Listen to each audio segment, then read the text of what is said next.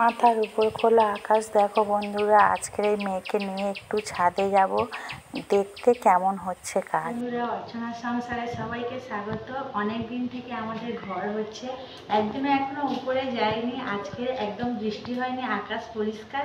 আর মিস্ত্রিরা বারে বারে বলেছে বৌদি উপরে কি ডিজাইন করছি দেখবে আসো। তাই মেয়েকে নিয়ে আজকের উপরে যাচ্ছি।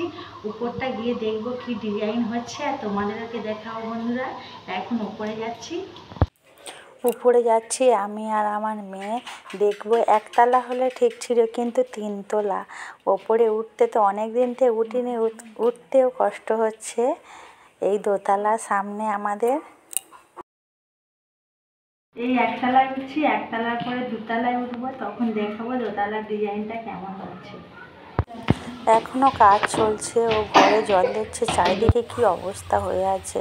আর পুরো আমাদের এই ঘরটা একদম চারিদিকে গাছপালা, তার মাঝখানে ঘরটা। এটা ঘরের সামনে আছে পুকুর, পেয়ারা গাছ, আম গাছ, এগুলো সব শখের গাছ বসিয়েছিলাম। আর পুকুর আছে, আর আমাদের বাড়ির কাছাকাছি আর ঘর নেই, একটু সব দূরে আছে।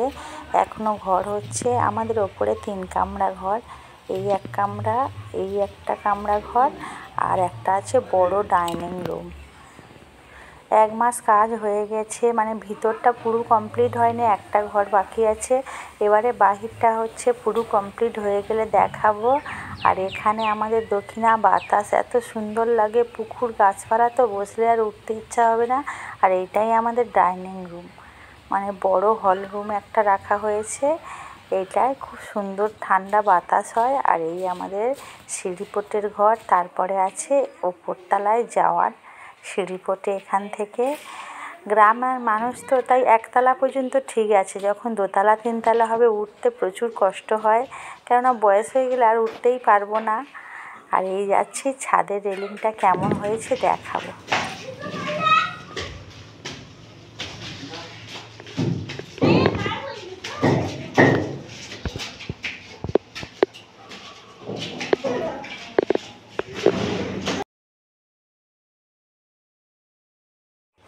এবারে পুরো আমাদের বাড়ির ছাদটা দেখুন বন্ধুরা। বাড়ির পাশাপাশি কোনো ঘর নেই, এই পুরো ছাদ, আর বাড়ির চারিদিকে শুধু গাছ আর গাছ।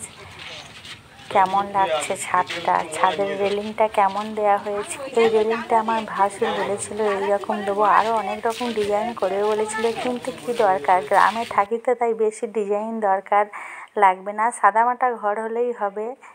আর এই পাশের বাড়ির ছাদ থেকে একজন বলছে, ও দিদা কী করছো।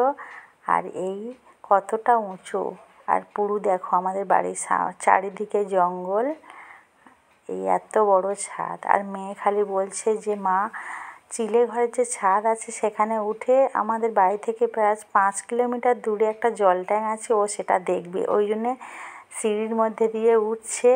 আর আমি তো বকছি, তাও শুনছে না, বলছে মা টাওয়ার দেখবো আর আমি জল ট্যাঙ্ক দেখবো। মানে আমাদের এখানে ট্যাঙ্ক কল আসেনি তো, প্রস্তুতি নেওয়া হচ্ছে, সেটা দেখবে। আর এই মিস্ত্রিরা কাজ করছে।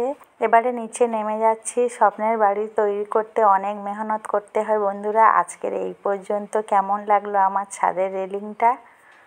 ছাদের রেলিংটা পুরো হয়ে গেছে বন্ধুরা, কেমন হয়েছে কমেন্টে জানিও। আর পুরো কাজ সম্পূর্ণ হয়ে গেলে তখন পুরো ভিডিওটা দেখাবো। আর আজকের এই পর্যন্ত, নমস্কার।